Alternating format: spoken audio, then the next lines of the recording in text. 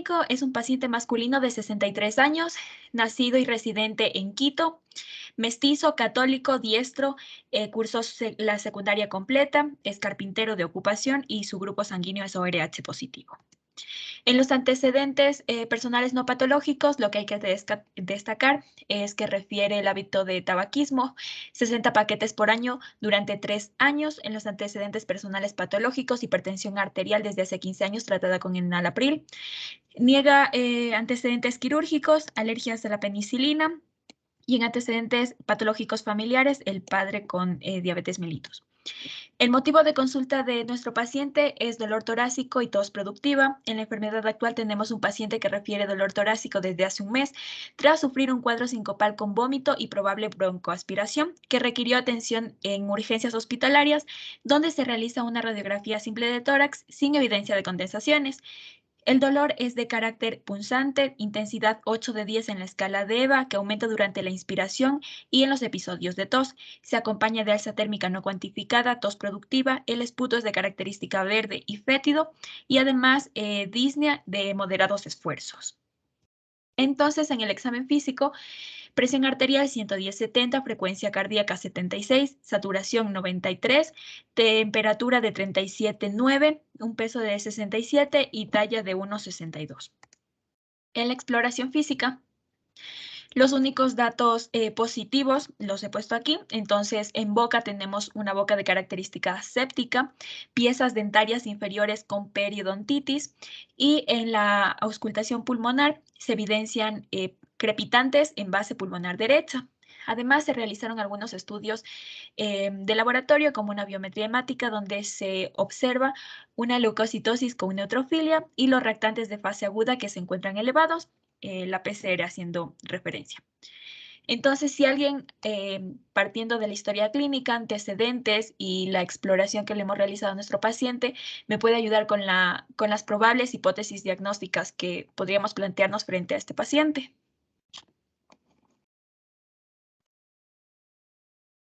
¿Alguien que nos quiera colaborar?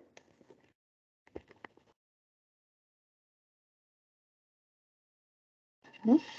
¿Nadie? Veamos la señorita Taxi.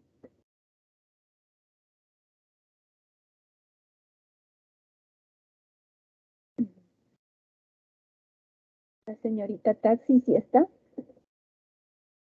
Perdón, Doc. Buenas tardes. A ver, ¿cuál sería nuestra orientación diagnóstica en este paciente? A ver, Doc. Según lo que nos mencionó, bueno, igualmente por los exámenes podríamos pensar en una infección, por lo que tiene los leucocitos elevados. Y según lo que es igual la auscultación y todo eso, podríamos pensar en algún tipo de neumonía o alguna neumonitis o incluso en un tumor. La infección, ¿a qué nivel estaría? Porque recuerden que de eso depende lo que nosotros pidamos del estudio de imagen y nuestra impresión diagnóstica que ponemos en el pedido.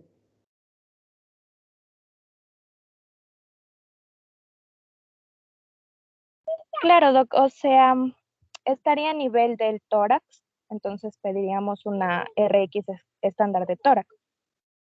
¿Ya? ¿Y cómo iría la impresión diagnóstica? ¿Qué nomás pondríamos?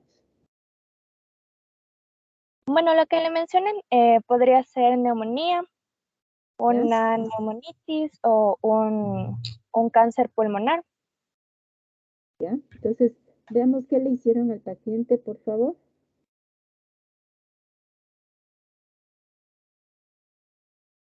Sí, un momento, Doc, es que se me dejó de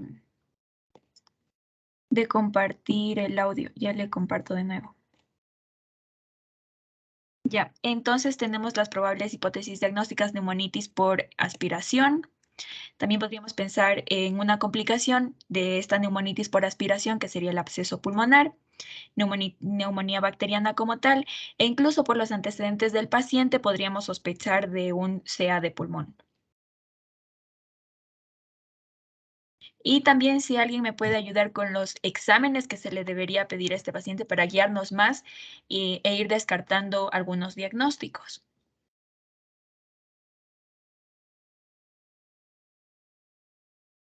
una RX estándar de tórax, Emi. O sea, ya le pidieron los rayos X, pero ¿qué otros estudios nos dice aquí la compañera que nos pueden ayudar en el diagnóstico de esta patología?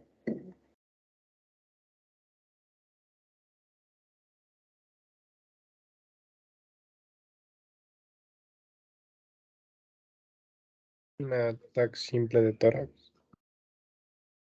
Un ataque simple de tórax.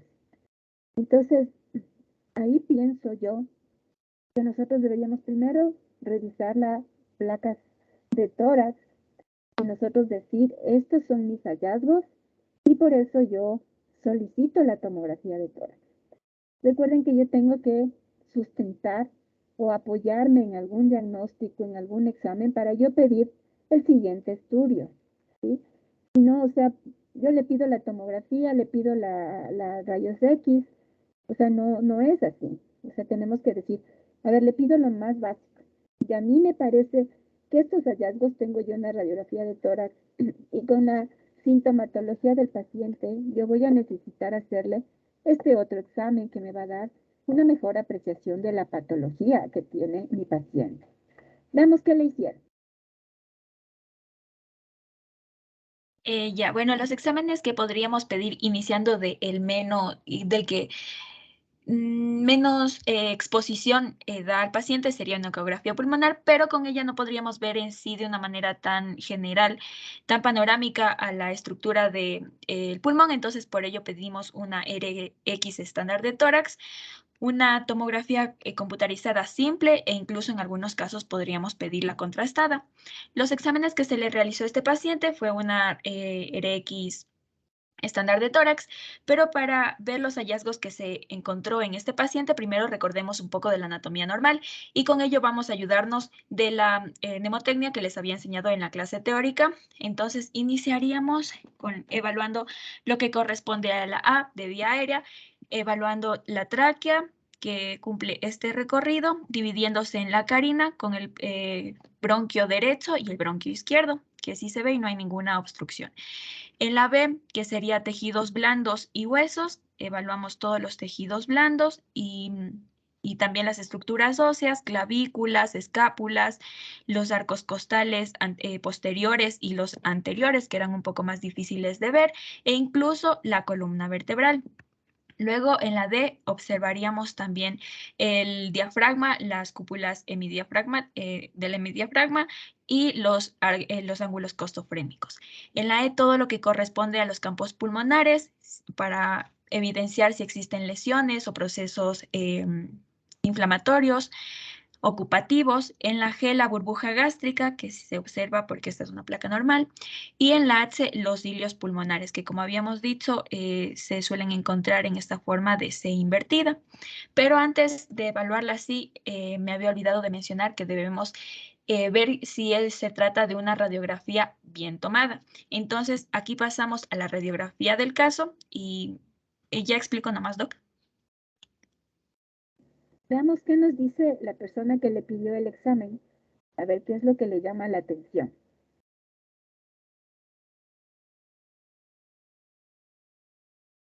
¿Quién le pidió la radiografía de tórax? Fui yo. A ver, usted ya le pide a su paciente, regresa, ¿y qué dice usted? ¿Esta placa tiene una técnica adecuada o no?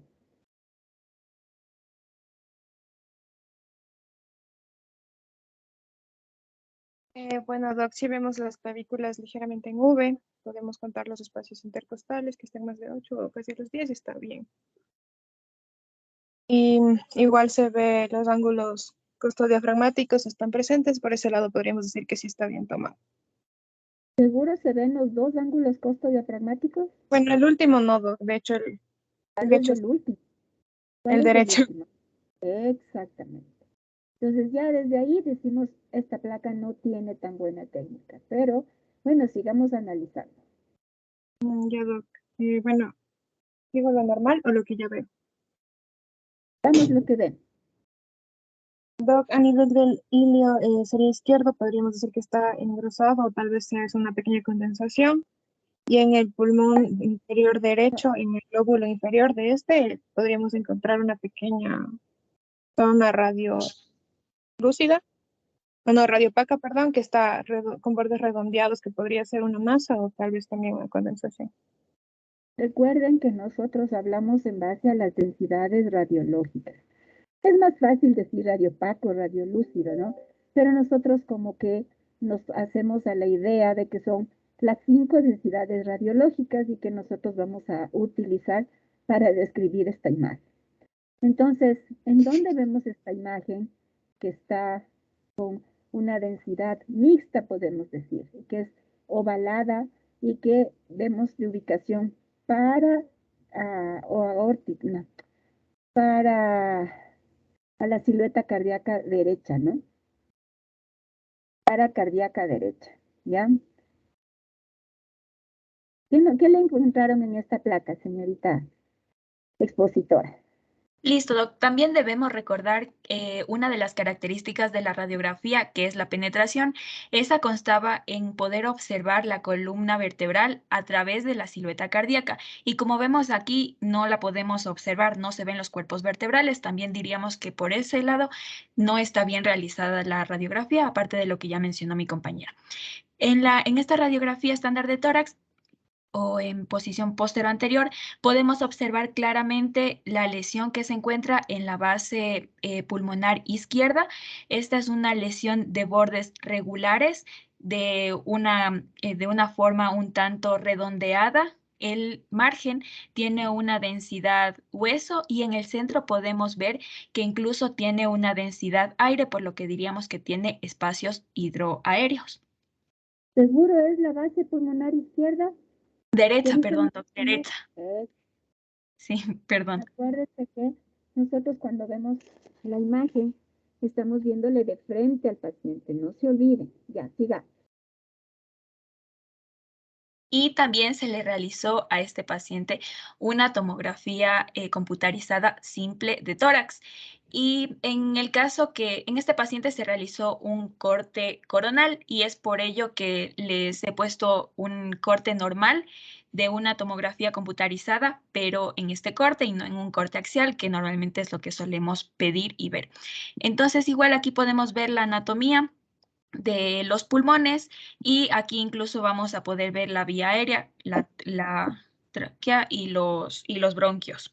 Esta se encuentra en una ventana pulmonar, por lo que podemos ver con mayor precisión todo lo que incluye al parénquima pulmonar. Y esta es la tomografía de nuestro paciente. ¿Qué les parece? ¿Cómo describirían esta imagen?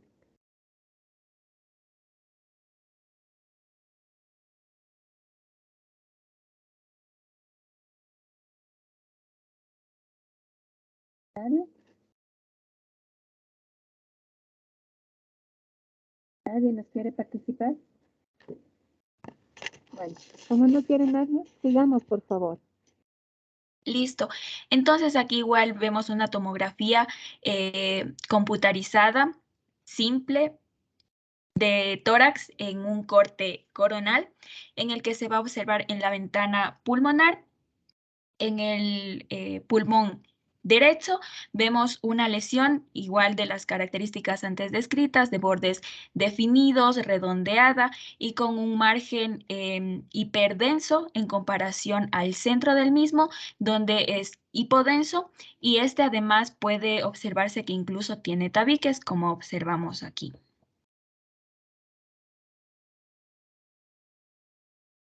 Entonces, continuando con nuestro caso clínico, se le realizó también un estudio microbiológico para descartar otros posibles diagnósticos como tuberculosis y por ello se le realizaron estos, pero ambos salieron negativos.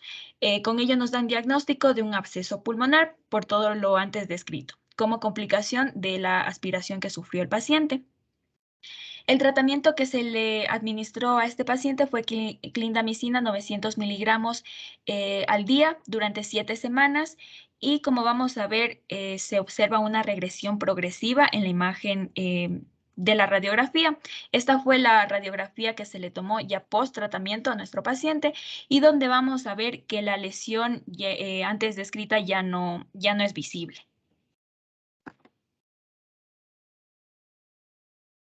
Y hablando un poquito acerca del absceso pulmonar como teoría, para tener en claro lo que ocurrió con este paciente, fue en sí el absceso pulmonar es una complicación de la neumonía por aspiración. Normalmente desde que ocurre el proceso de la broncoaspiración hasta que se desarrolle un absceso pulmonar, tiene una progresión aproximada de unos 7 a 14 días. Y esto, como ya habíamos dicho, es a causa de una aspiración del contenido orofaringio. Existen algunos factores que van a precipitar a tener un absceso pulmonar, como puede ser la enfermedad periodontal, trastorno convulsivo, abuso de alcohol, la disfagia o la anestesia general. Nuestro paciente contaba, por ejemplo, con la enfermedad periodontal que se describió en el examen físico. Entre los agentes patógenos más frecuentes que van a causar un absceso pulmonar tenemos a Klebsiella pneumoniae, al Staphylococcus aureus y a la Pseudomonas aeruginosa. La presentación clínica típica de un absceso pulmonar suele ser con fiebre, tos productiva, de características, como ya habíamos descrito, verde e incluso fétida, anorexia y pérdida de peso. Además, como ya habíamos dicho, puede encontrarse en pacientes con gingivitis y en la exploración física vamos a encontrar ruidos disminuidos, matidez e incluso crepitantes. Para el diagnóstico se pueden realizar tanto pruebas de laboratorio como de imagen. En las de laboratorio encontraríamos en una biometría hemática leucocitosis, se puede realizar una tinción Gram para guiarnos hacia qué bacteria está producida, la que ha producido este absceso, una tinción de bacilos ácidos resistentes, como sí se realizó en el caso para descartar tuberculosis, un cultivo o un hemocultivo. Además, en los exámenes de imagen que se deberían realizar, encontramos primero un eco pulmonar, que ya hemos descrito las ventajas en la teoría, ya que este no produce radiación hacia el paciente, es bastante accesible y no necesita portabilidad del paciente.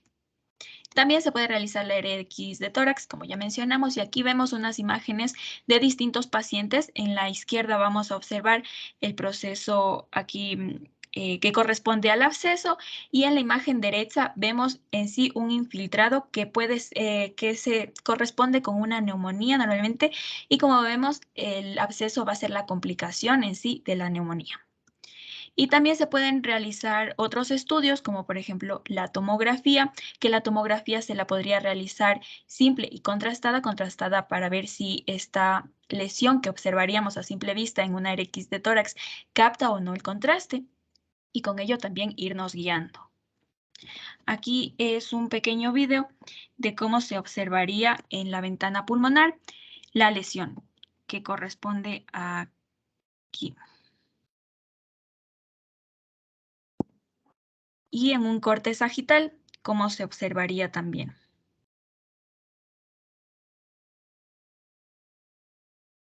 En este caso sí es la misma paciente. Entonces vemos la diferencia de la distribución entre una proyección y otra, entre un corte y otro, perdón.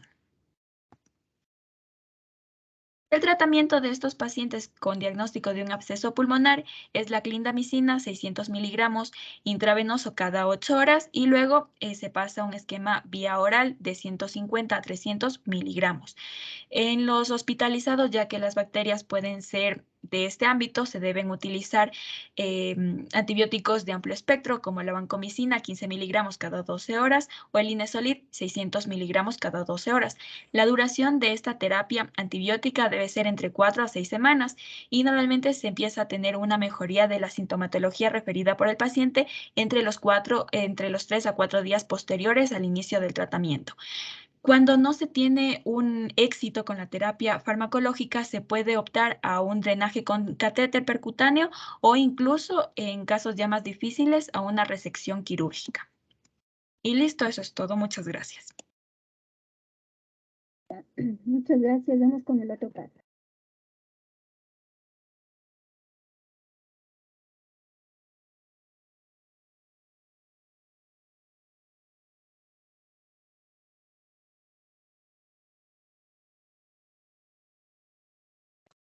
Ya, listo. Bueno, entonces vamos con el otro caso.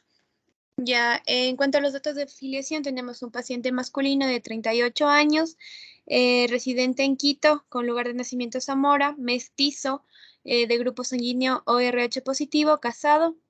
Dentro de sus antecedentes personales, el paciente no refiere tabaco, drogas ni alcohol. Quirúrgicos, una varicocelectomía que se le realizó hace 8 años. En antecedentes familiares tiene un padre vivo con Parkinson que se diagnosticó hace 8 años e hipertensión arterial controlada de 4 años de evolución. El motivo de consulta va a ser una tos productiva de moderada intensidad. Enfermedad actual. Paciente masculino de 38 años de edad presenta hace aproximadamente 15 días y sin causa aparente una tos productiva de moderada intensidad con expectoración verdosa en moderada cantidad, por lo que decide acudir al médico, quien aplica ampolla. El paciente no refiere el nombre y prescribe Abrilar jarabe, que es un jarabe para la tos. Después de 12 días, a este cuadro se le suma dificultad para respirar, una disnea de de moderados esfuerzos, que se la clasifica como de grado 2, y debido a esto acude nuevamente a la casa de salud, donde se le vuelve a prescribir una medicación que no refiere y la aplicación de una pomada con lo que mejora levemente. Unos días después el cuadro se exacerba.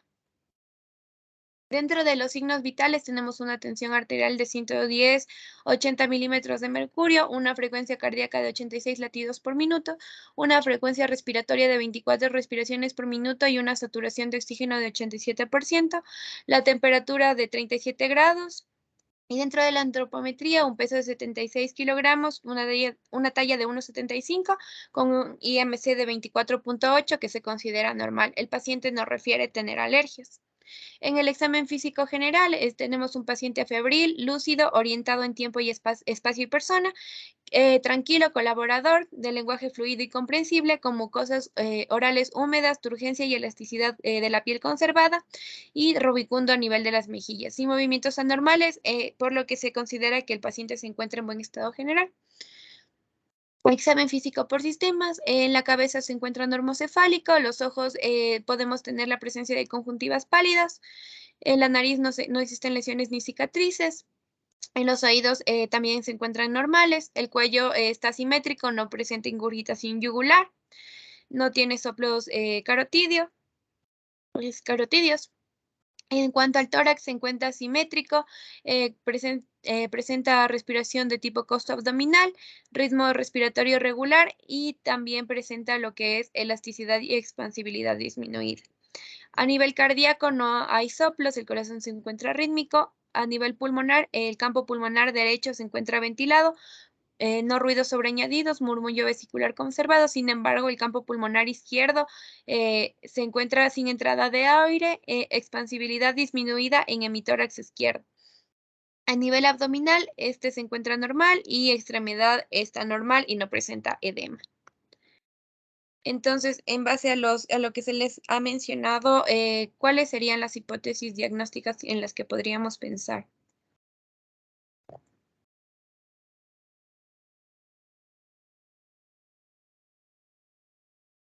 ¿Algún voluntario? Sí, Doc.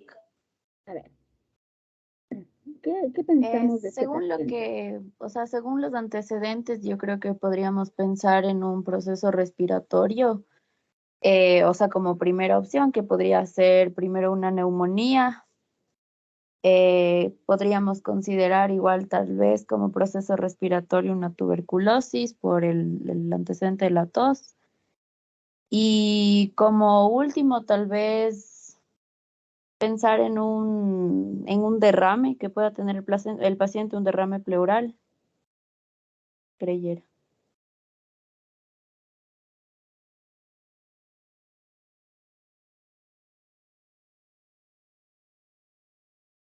Doc, espérame un segundo que creo que Igual considerando igual ahorita todo el tiempo de la pandemia, también podemos incluso considerar COVID, una bronquitis. Eso, Doc.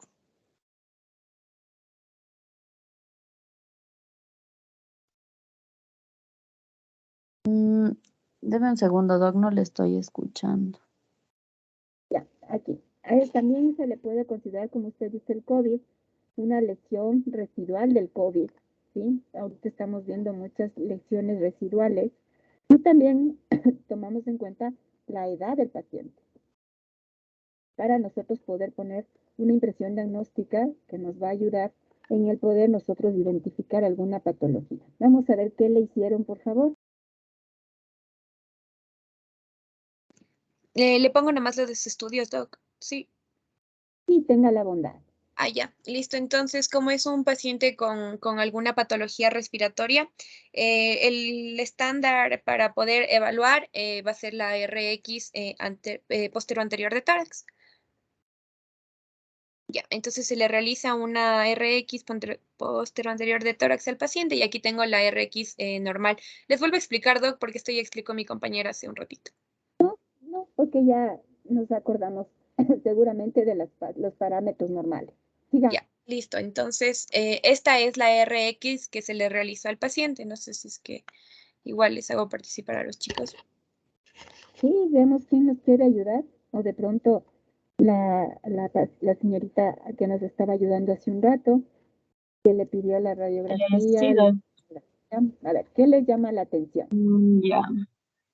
O sea, aquí como, o sea, lo que más llama la atención, primero que nada, parece que sí es una radiografía que está bien centrada, a diferencia de la anterior que habíamos revisado.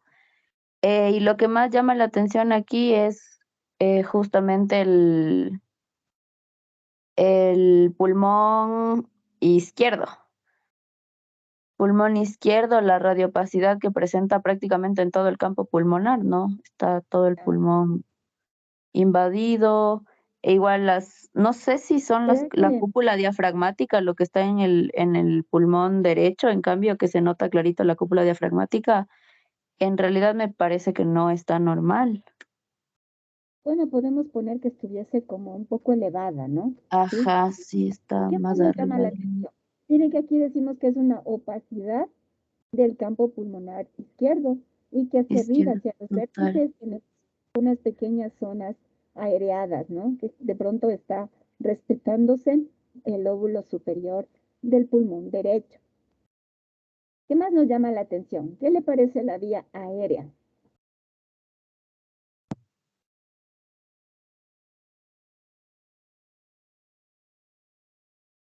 Señalemos la vía aérea. Sí, Doc, perdón, alguien me apagó el micrófono. Pero, o sea, se ve que al menos, o sea, como que no está recta, está desplazada la parte de la tráquea al menos. ¿Ya? Eso es un dato clave, ¿sí? Y la Ajá, silueta cardíaca, ¿les parece que está como muy ubicada hacia el lado derecho o digamos que derecho. está en el Ajá. puesto? Digamos que está desplazada hacia el lado derecho o está en el puesto. No, está desplazada, Doc. ¿Ya? Entonces, de estos datos donde vemos que el mediastino está desplazado hacia el lado derecho, que la silueta cardíaca tiene un desplazamiento hacia el lado derecho y un proceso ocupativo del campo pulmonar izquierdo, ¿qué nos hace pensar? ¿Cuál es la primera posibilidad? ¿Qué nos estaría ocasionando este desplazamiento de las estructuras adyacentes? ¿Una telectasia, Doc? No. En la telectasia, recuerden que el pulmón se vuelve pequeño, dependiendo de a qué lóbulo está atelectasiado, ¿no? Entonces, los No, elementos entonces, o sea, podríamos pensar en que el desplazamiento es debido a un derrame. exactamente, ¿no? Es un proceso que está ocupando un espacio. Y ese espacio, para yo poderlo ocupar, tengo que rechazar el resto de estructuras que están al lado mío para yo poder ocupar este espacio que necesito para yo poder estar en la cavidad. ¿Ya? En cambio, una telectasia es al contrario. Como el pulmón se contrae, se disminuye de tamaño algún lóbulo, pues miren, aquí podemos ver esta opacidad, pero de pronto las estructuras de la línea media van a estar en la mitad o incluso a veces ni se las ve. Entonces decimos, hay algo que está disminuyendo el volumen y se está llevando todas las estructuras hacia ese lado. Veamos qué nos dice la compañera expositora.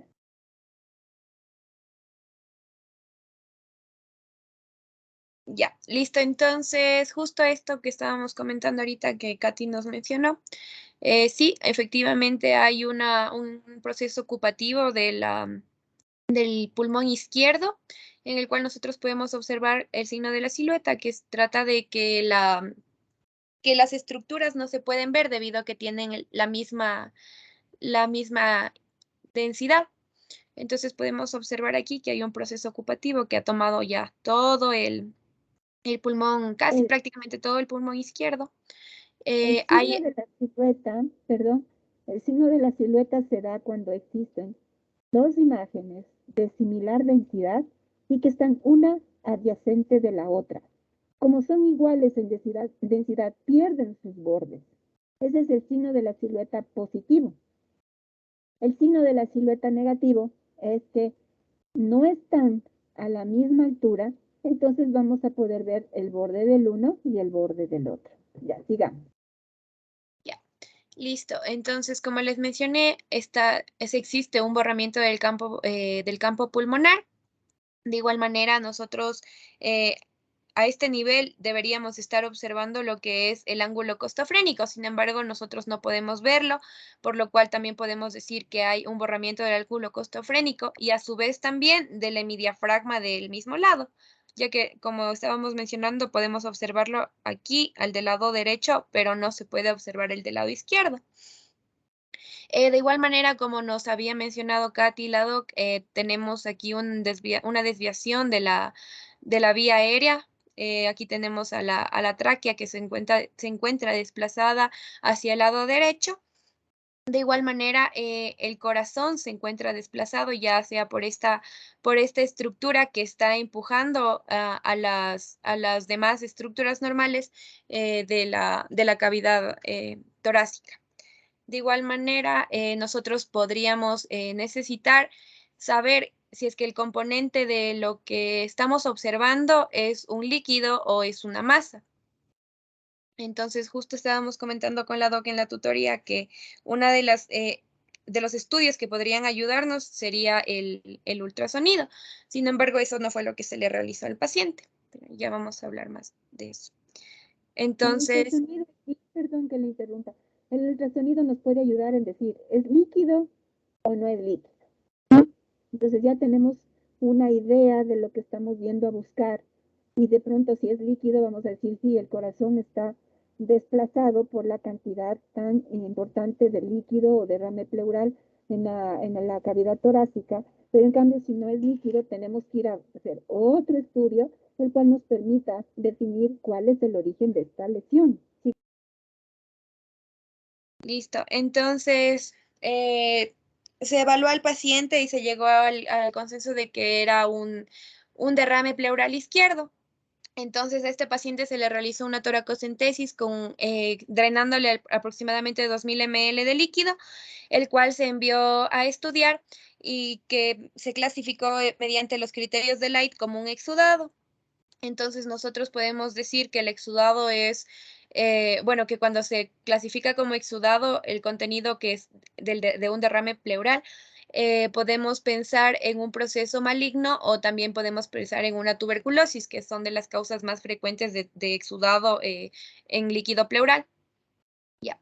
Entonces, este paciente de igual manera se le envió a hacer estudios de laboratorio y se envió a hacer un estudio citológico del líquido pleural en el cual se determinó la presencia de malignidad,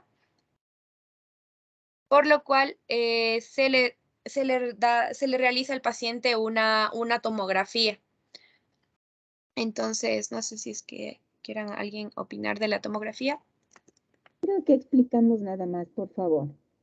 Ya listo, doc. Entonces, esta era la tomografía que se le realizó al paciente previo al drenaje del derrame.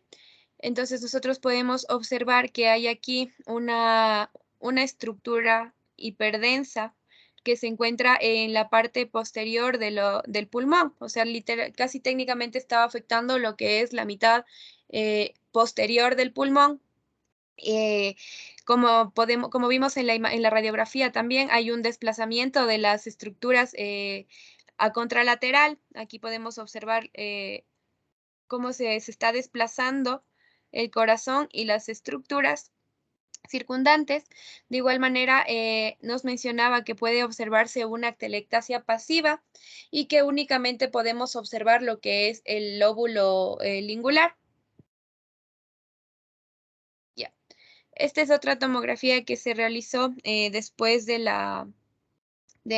drenaje, en el cual ya se puede, en el cual nosotros podemos ir observando distintas lesiones. Ya, a ver. Entonces, no sé si, bueno, yendo a observar toda la tomografía ya en su ventana pulmonar, vamos a ir observando poco a poco. Entonces, vemos que cada cierto corte aparecen distintas estructuras que se ven de tamaño irregular, de bordes espiculados, que nos podrían hacer sospechar de nódulos. Entonces, el hecho de que sean nódulos de diferente forma, tamaño, como les digo, con bordes irregulares, nos haría pensar en una patología maligna. Entonces, nosotros tenemos una tomografía en la que podemos observar múltiples nódulos de bordes espiculados a diferentes niveles. Aquí nosotros también podemos observar una masa mucho más grande en comparación con los nódulos pequeños que observamos en los pulmones, que se va haciendo más grande a medida que vamos disminuyendo los cortes, bajando el corte hacia distal. De igual manera, nos mencionaba que todos estos nódulos nos podrían hacer sospechar de una patología maligna, como les mencionaba. Igual se menciona que el paciente tenía una linfadenopatía mediastínica asociada, sin embargo, la ventana mediastínica no estaba adjuntada en el caso, entonces eso ya no les pude poner, pero se mencionaba eso, que tenía una linfadenopatía mediastínica asociada, y el informe final decía que se necesitaba correlación histopatológica, por lo cual al paciente se le debe realizar una biopsia de la masa para determinar el contenido de esta. Entonces, el paciente se le realizó un estudio histopatológico en el cual los frotis analizados y la técnica de bloque celular demostraron abundantes células epiteliales típicas con núcleos grandes, vesiculosos, prominentes y un citoplasma amplio vacuolado. En el fondo nos mencionaba que presentaba elementos inflamatorios mixtos, como se puede observar en la imagen, y que el hallazgo era consistente con un adenocarcinoma de pulmón. Entonces, el tratamiento que se le ofreció al paciente más que nada para controlar y poder realizar un seguimiento posterior fue una dieta general hiposódica, el control de signos vitales, también el control de la ingesta y excreta. Se le administró lactato de Ringer 1000 ml a 40 ml por hora. Se le administró furosemida de 20 miligramos intravenoso cada día para la eliminación del derrame.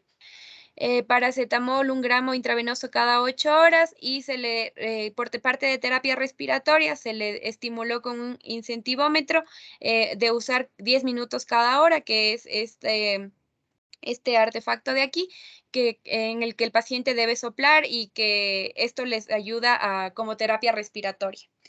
Y también se le recomendó capotaje torácico, es decir, unas palmadas, 30 minutos 3 veces al día para ayudar a eliminar las secreciones. Entonces, hablando ya sobre los carcinomas pulmonares, tenemos el carcinoma de células pequeñas y también el carcinoma de células no pequeñas, carcinomas pulmonares, ¿no? Entonces, el carcinoma de células pequeñas va a consistir en una sola categoría histológica que generalmente van a tener una localización central. Estos están caracterizados por un rápido crecimiento tumoral, la aparición de metástasis tempranas y también se ha asociado con el síndrome paraneoplásico, ya que muchas de las veces las células que se presentan aquí son neuroendocrinas y secretan sustancias que pueden causar el síndrome paraneoplásico. Entonces, también tenemos el carcinoma de células no pequeñas, que se va a presentar en aproximadamente el 85% de los carcinomas pulmonares, es decir, que esta va a ser la el tipo más frecuente, y este sí, en cambio, sí va a tener múltiples subtipos histológicos, como puede ser el adenocarcinoma, el carcinoma de células escamosas o el carcinoma de células grandes. En el caso de nuestro paciente va a ser el adenocarcinoma, entonces vamos a hablar un poquito de este. El adenocarcinoma va a ser un carcinoma que es más común en mujeres, y como les había mencionado, este va a ser el tipo histológico más común. Algo que nos mencionaba es que este podía generarse a partir de cicatrices pulmonares de lesiones previas, y que a pesar de que la mayoría de los cánceres pulmonares están relacionados con el hábito tabáquico, este no ha mostrado una asociación fuerte al consumo de tabaco. Y también nos mencionaba que el pronóstico va a ser mejor que en otro tipo de cáncer pulmonar. Sin embargo, esto también va a depender del grado de avance de la enfermedad. En cuanto a las manifestaciones clínicas, estas pueden ser pulmonares, extrapulmonares o metastásicas. Dentro de las pulmonares, estas van a ser las que están relacionadas con efectos locales producidos por la masa. Y aquí tenemos lo que es la tos, la hemoptisis, también la presencia de disnea progresiva, sibilancias o dolor de pecho. Entonces, nuestro paciente, por ejemplo, tenía tos, tuvo disnea progresiva también. En cuanto a los síntomas extrapulmonares, se menciona mucho, de hecho, que las manifestaciones clínicas, generalmente estos carcinomas suelen ser asintomáticos, y que cuando estos ya llegan a presentar sintomatología es cuando ya hay un grado mayor de compromiso, por lo que ya técnicamente podría ser difícil de tratarlos. Los síntomas extrapulmonares que van a presentar pueden ser de tipo constitucional, con astenia, pérdida de peso, también puede estar asociado a fiebre. Y otras lesiones que pueden síntomas que pueden aparecer son debido a la compresión que causa la masa. Entonces aquí tenemos lo que es el síndrome de la vena cava superior, que como su nombre lo dice, va a ser por una compresión de la vena cava superior, que puede llevar a una regurgitación de la aorta, perdón, de una regurgitación que se va a dar a nivel de la aurícula derecha. De igual manera, vamos a tener la presencia de ronquera. Esto se va a dar cuando hay alguna compresión del nervio laríngeo recurrente. La presencia de disnea y elevación diafragmática, esto puede darse debido a un compromiso del nervio frénico, una disminución de los ruidos pulmonares. Esto puede darse a causa de una lesión ocupativa de la pleura, como ahorita les mencioné, el paciente que tenía un derrame pleural. Y también la disfagia, que esto va a estar en cambio relacionada con la compresión del esófago. Y en cuanto a las manifestaciones metastásicas, las metástasis de los carcinomas pulmonares van a tender a localizarse en cerebro, en hígado, en glándulas suprarrenales y también en el hueso. En cuanto al diagnóstico, el diagnóstico inicial va a darse por una RX posterior-anterior de tórax, que este va a ser el estudio de primera línea para la patología pulmonar en general. Entonces, esta siempre va a ser como que nuestro primer paso para iniciar para estudiar los pulmones. Entonces, en los pacientes en los que nosotros encontremos una RX de características anormales, vamos a indicar una tomografía computarizada de tórax, en la cual las características de malignidad van a ser la presencia de márgenes irregulares, que sean festoneados o espiculados, también un tamaño grande de la masa, mayor a 2 centímetros, la ubicación del lóbulo superior, que se ubique en el lóbulo superior, y también la ausencia de calcificaciones. En cuanto a las características indirectas, podemos tener la presencia de una atelectasia, una neumonía posobstructiva, un derrame pleural, que esto fue lo que presentó el paciente, y también una ampliación del mediastino. Entonces, para el diagnóstico definitivo va a ser lo que nos va a dar el diagnóstico definitivo va a ser la biopsia. Como ya les había mencionado, se le realizó la biopsia al paciente y se observaron las células con características malignas. Y ya se determinó el tipo histológico también del carcinoma. Y aparte de eso, hay estudios complementarios que nosotros debemos realizar para poder analizar cómo está el estado del paciente, qué tan avanzada está su enfermedad, y poder clasificarlo según el TNM, el tamaño del tumor, y también si es que hay ganglios afectados, y también las metástasis. Entonces, se debe realizar, bueno, como ya se le realizó una tomografía de tórax, también se debe realizar una tomografía de abdomen, una resonancia magnética con gadolinio para poder observar el cerebro y una tomografía por emisión de positrones en la cual nosotros vamos a poder evidenciar si es que existen efectivamente lesiones metastásicas. Sobre todo esta se va a utilizar para observar lesiones metastásicas en hueso. El tratamiento va a depender del estado del cáncer. Entonces, para los carcinomas de células no pequeñas, vamos a tener, no les he puesto el TNM porque pues era muy largo de explicar y me parece que no es necesario en este caso. Entonces, nosotros deberíamos clasificarlo dependiendo del TNM y tenemos aquí el estadio 1 a 2A, que nos menciona sin metástasis y que el enfoque de tratamiento va a ser curativo. El preferido va a ser la resección quirúrgica con o sin quimioterapia y en los pacientes que no son candidatos a la cirugía se les puede administrar radioterapia. En los pacientes que tengan estadio 2B o 3C, que sea sin metástasis, igual el enfoque de tratamiento va a ser curativo. El preferido va a ser la resección quirúrgica y la quimioterapia. Y los candidatos no quirúrgicos, la quimioterapia más radioterapia y posiblemente inmunoterapia adyuvante. Del estadio 4A-B y la presencia de metástasis, esto ya nos condiciona a un grado de compromiso muy grande, por lo cual el tratamiento ya no va a ser curativo, sino solo paliativo. Y esta se puede realizar como muchos de estos carcinomas, este carcinoma puede estar asociado a anomalías genéticas, se puede realizar estudios genéticos para generar una terapia dirigida a la mutación que tenga el paciente. Y si es que no tiene mutación, lo que se le puede dar es quimioterapia e inmunoterapia adyuvante para control paliativo. El pronóstico de estos carcinomas de células no pequeñas es mejor que el de células pequeñas y como les había mencionado, esto va a depender de la extensión de la enfermedad y del estado de los ganglios linfáticos y la presencia o no de metástasis. Nos mencionaba que sin afectación de ganglios linfáticos ni metástasis, la tasa de supervivencia a los 5 años es del 60 al 70%, por lo cual podría ser un dato algo favorecedor si es que se lo logra identificar a tiempo y tratar. Y eso es todo, Doc. Bueno, muchas gracias a las dos compañeras. Nos han demostrado cómo es la utilización de los estudios básicos, como podríamos decir, la radiografía de tórax, ¿sí? Y luego, en base a esto, poder ir realizando otros estudios de mayor complejidad. Bueno, muchas gracias, chicos. Les vaya muy bien y cuídense el fin de semana. Gracias, Doc. Buen fin de Gracias, semana. Doc. Gracias, Doc. Hasta luego. Gracias, Doc. Hasta luego.